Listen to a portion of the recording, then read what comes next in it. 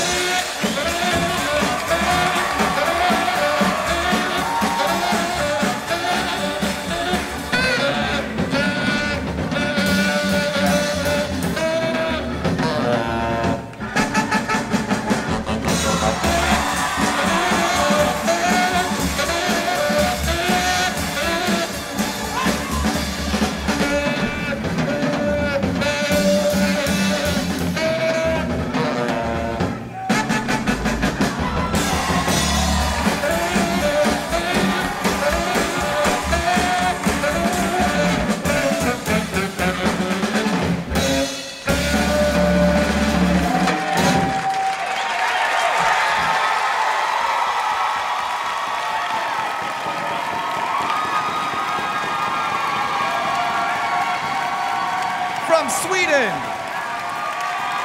Bianca Locatelli and Nils Andren.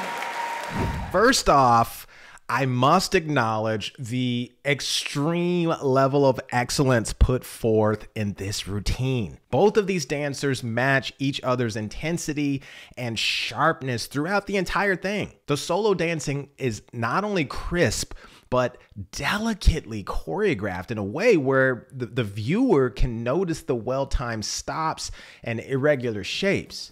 There was no lack of innovation in terms of how they syncopated the solo portion of choreography. In fact, I feel this was the strongest part of the routine in terms of creativity. Another highlight of this routine is how the music continued to increase in speed and excitement. I felt it was odd initially seeing Nils and Bianca start off with an almost kind of mid-tempo pace at the beginning. That pace is generally not the one that kind of highlights their main performance qualities that I'm used to. I'm used to seeing rapid energy and athleticism and crazy aerials. And of course, this is a classic, so they can't do aerials. But I was surprised how well they were able to execute the solo jazz choreography to the initial mid-tempo. And like I said, I feel this was the most interesting part of the routine, knowing their extensive catalog, and it showed a lot of artistic growth and risk-taking. Now, I've got to say this. There's a part of me that doesn't like this routine. Can I even say that? I can't quite pinpoint exactly what it is, but I will attribute a little bit of it to how they show contrast between their solo dancing and partner dancing. Like I mentioned before, the solo dancing segment was on point, but I feel it deviated too much from the tone of them partner dancing together. This is due to the level of energy, just using their own body that has to be toned down a little bit whenever they're connected to another body in order to do like the Lindy Hop partner parts. Don't get me wrong, their partner dancing was just as skilled as the solo portion, but I felt it did not mesh well in terms of creating a consistent tone. I also felt the energy level when they, connected their hands was a bit like busy and was somewhat adding more excitement than what was being portrayed in the music. The best way I can describe this is that feeling I have when I watch a Marvel movie that's really funny, but then some characters end up telling too many jokes at the wrong time, and it ends up killing the emotional impacts of more serious moments. I mean, I still end up enjoying the movie, but it kind of knocks it down a little bit and makes it almost annoying. At least this is the way I felt when watching their transitions from, solo dancing to partner Lindy Hop dancing. And when they added lots of energy in their arms that just seemed a bit more louder visually than what the music was sounding like. This is not a knock on their abilities. It's just my observation of how their strengths could almost seem like weaknesses in a routine if they are only used as separate parts instead of a comprehensive whole. I will tell you, my favorite moment of this routine is when their partner dancing matched the saxophone section around the 1 minute mark.